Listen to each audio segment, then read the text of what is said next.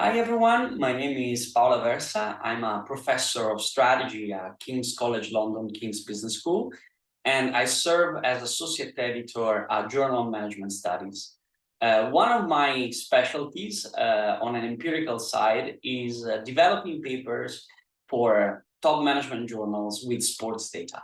And the presentation I'm giving you today is precisely a summary of what I think are good practices to increases your chances in journals such as journal management studies that have a strong theoretical aim, particularly when you are trying to use sports setting and sports data to advance your theoretical contribution. Let me share some slides with you.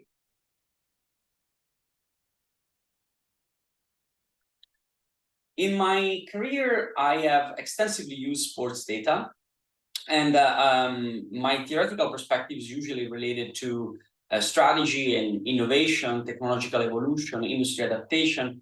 But the presentation I'm giving today is suited to any type of theoretical perspective, as journal management studies, as you probably know, is what we call a Big Tent journal. So a journal that really embraces all sorts of perspective within the realm of management organization theories. My experience also brought me to become a reviewer of many papers for many journals that embrace sports studies and as an empirical setting. And in this case, I act as, let's say, the empirical expert on the empirical setting.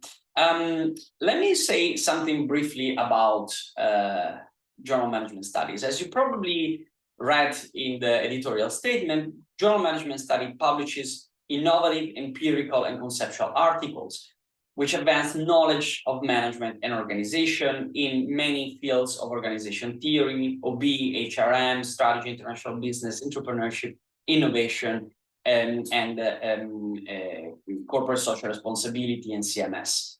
So, because we have this strong interest in innovative empirical setting, sports data definitely fit our interest in. To a certain extent, JMS, we like to think that we like quirky setting, unusual setting, and unusual findings that have, however, a very strong theoretical orientation, a very strong theoretical explanation. For these regards, if you plan to use sports data, you'll probably raise the interest of JMS editors and readership in general, which includes the reviews. However, it would be wrong to assume that just having an interesting setting or an unusual setting like sports data will get your way through the review process, which is quite challenging at JMS, as it is in most top management journals. So let me give you some small, brief, but very important premises. So journal management studies does not publish sports management research. So in the realm of management studies, there are fundamentally two big tents. One is sports management. These are journals, outlets, and scholars that are interested in explaining sport-specific phenomena. So how certain managerial organizational phenomena pan out, for example, in football or in basketball or in Formula One or in dancing or skiing or martial arts. This is not what journal management studies does. Being a Big Tent management journal, JMS is interested in theoretically interesting phenomena and also empirically interesting phenomena, which can be explained through management theories, but they're not interested in the phenomenon itself. The phenomenon is only interesting insofar it helps understand the general theory that stands behind it. So your paper should not be about sports, but should be about a general theory or a very interesting phenomenon that spans beyond the boundaries of sports. So using sports data is only one way of advancing management theory, and it should be used only when it really fits the empirical and theoretical needs of your research question.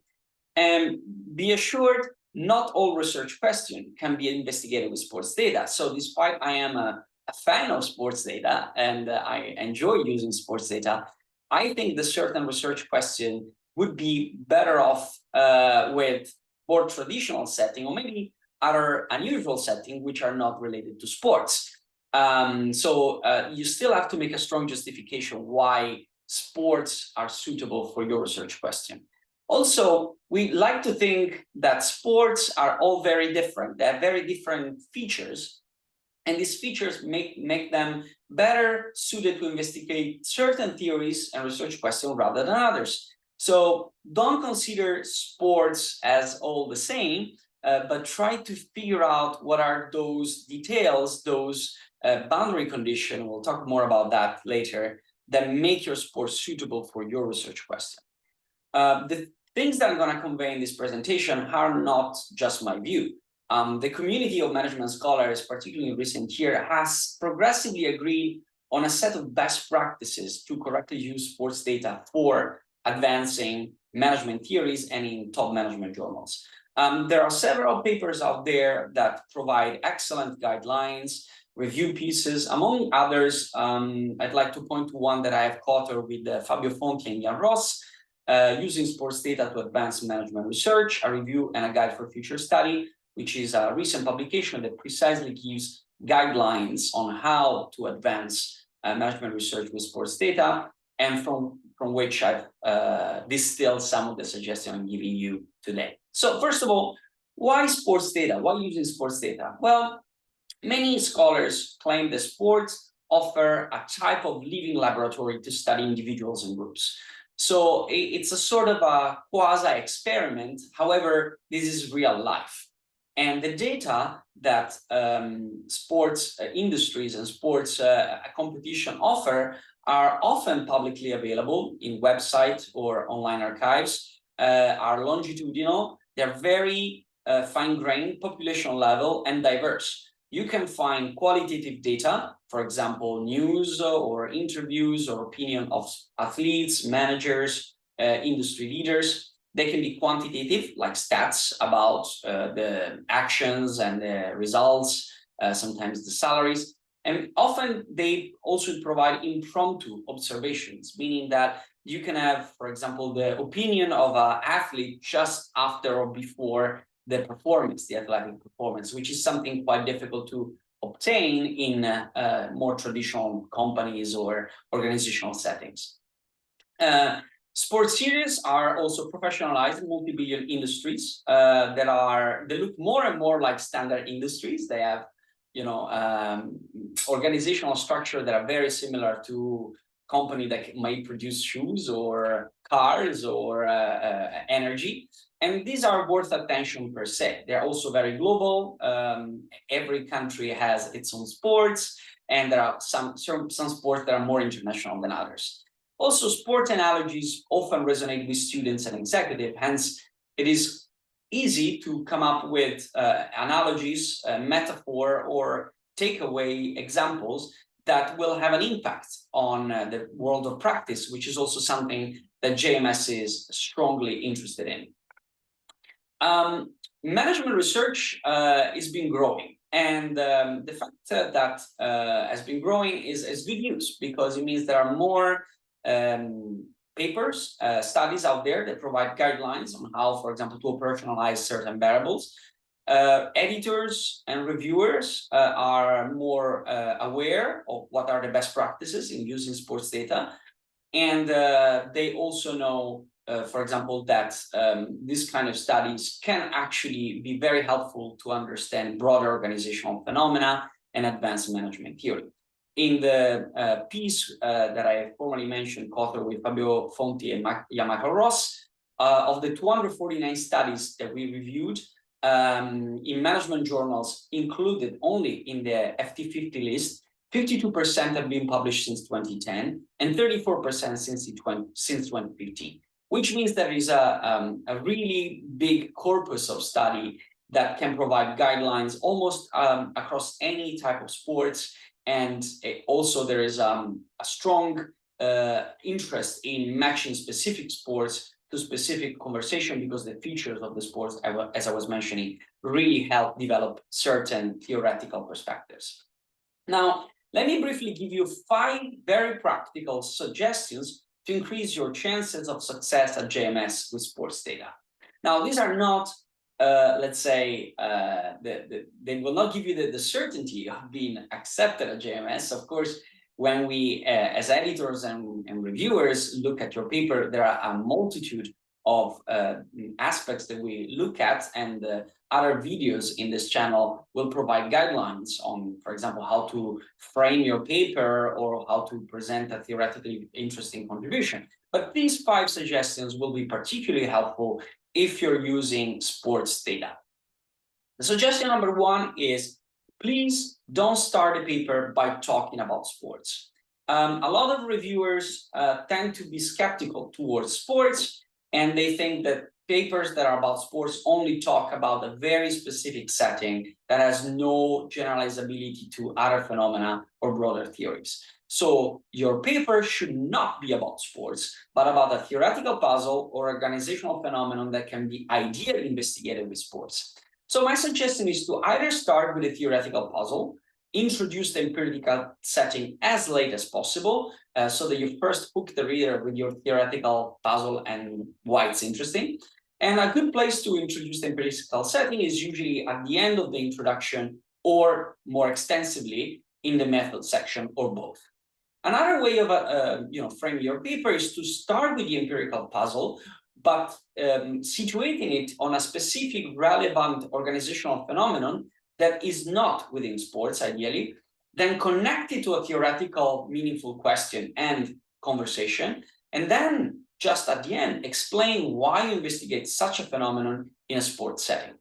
For example, if you're looking at diversity and inclusion, you can start by pointing to phenomena in a standard organizational setting, then connect it to the broader theoretical conversation on diversity and inclusion, for example, in the boardroom. And then you can connect it, for example, to a phenomenon that has happened in the sports industry and explain why sport is particularly well suited.